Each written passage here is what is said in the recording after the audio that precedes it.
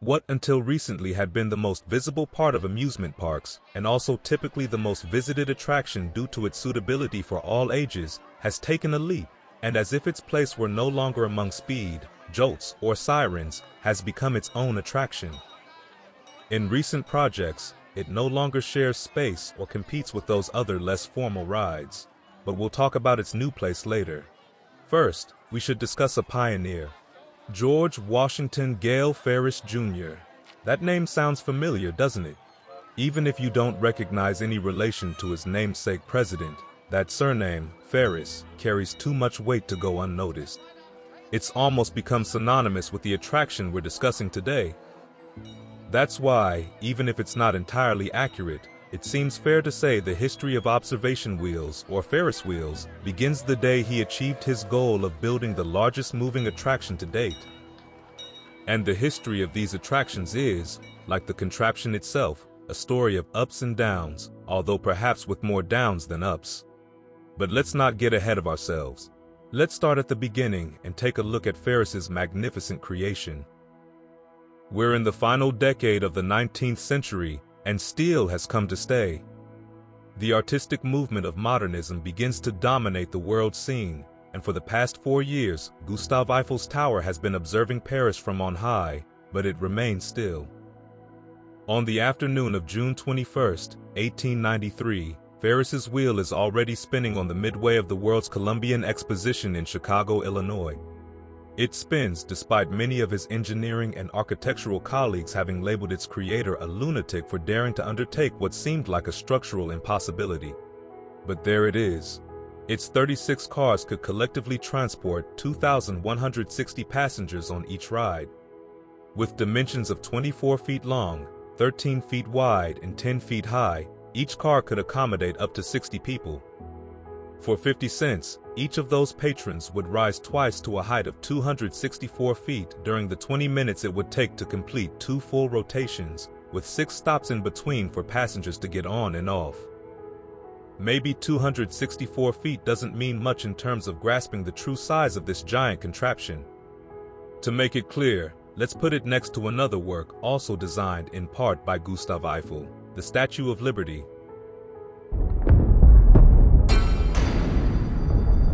Ferris's creation shone like the brightest stars, intensely but briefly, and it set the path for those that would follow. Which, by the way, were quite a few at that time, most with great aspirations. In 1895, the Great Wheel was built for the Empire of India exhibition at Earl's Court, London, United Kingdom, reaching a height of 276 feet. It reigned supreme until 1900, when the Grand Rouet de Paris, standing at 282 feet tall, was built for the Universal Exposition in Paris, France. Remarkably, this record wasn't surpassed for nearly 90 years. It was in 1989 when the Cosmo Clock 21 in Yokohama, Japan, set a new world record at 353 feet. And it seems to have reignited a global passion for Ferris wheels, at least in parts of Asia. It was followed in short order by the Iguazu 108, 354 feet, initially installed in Japan and later relocated to Vietnam, the Tempozen Ferris wheel, 369 feet, in Osaka, Japan in 1997, and finally, in 1999, the Daikon Rancha in Pallet Town in Odaiba, Japan, standing at 377 feet. But then, the competition shifted continents. Europe returned to the scene in 2000 with the monumental London Eye, a turning point for the concept of the modern Ferris wheel. Let's pause for a moment to get to know this shining gem of engineering better and understand why it's been so pivotal. At 442 feet tall, the London Eye is the tallest Ferris wheel in Europe and the 6th tallest in the world. A complete journey in one of its 32 capsules lasts approximately 30 minutes. Each capsule can hold 25 people, meaning it can transport up to 800 people per hour. As a fun fact, the original name was going to be the Millennium Wheel, but it was discarded shortly before its grand opening. To highlight the scale of what Ferris achieved, let's compare these two Ferris wheels separated by more than a century. Even though the London Eye is significantly larger, the size difference isn't as dramatic as you might expect after a century of progress. Despite advances in materials and engineering, it's still difficult and expensive to massively increase the size of these structures. But the London Eye marked a new direction. It was the first of its kind to become a standalone permanent attraction, transforming into a tourist destination in its own right. Today, this Ferris wheel receives around 3.5 million annual visitors. This hasn't gone unnoticed by promoters and entrepreneurs. Now, Ferris wheels themselves are often centerpieces, surrounded by hotel and commercial areas.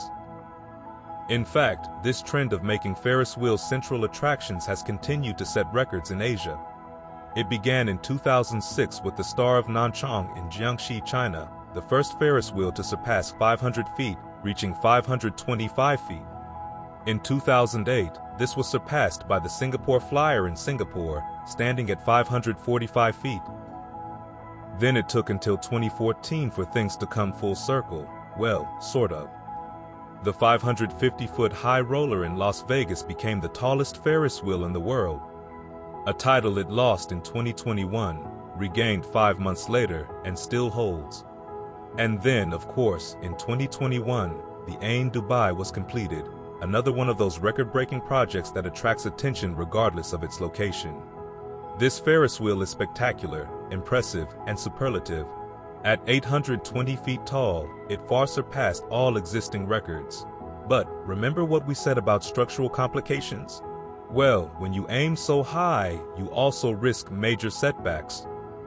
After 5 months of operation, it closed to the public and hasn't reopened. Although there's no official information, the issue seems serious.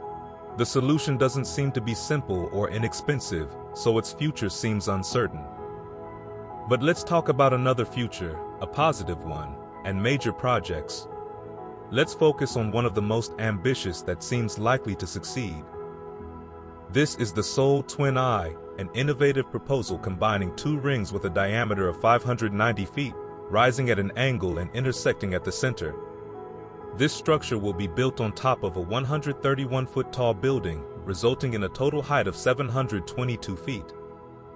Construction is scheduled to begin next year in Seoul, South Korea, with completion by 2028. If the plans work out, it will feature 64 capsules, each capable of carrying up to 25 visitors. In total, it will be able to transport more than 1,400 people simultaneously. It features a unique design where capsules will move along a rail-based system around the inside and outside of the rings, rather than the entire wheel rotating. To get an idea of its size and appearance, and as a finale, let's enjoy comparing it with the other 2 behemoths. I hope you've enjoyed the video, and I'll bid you farewell until next time. If you liked it, please give it a thumbs up, and don't forget to subscribe if you want to see more content like this.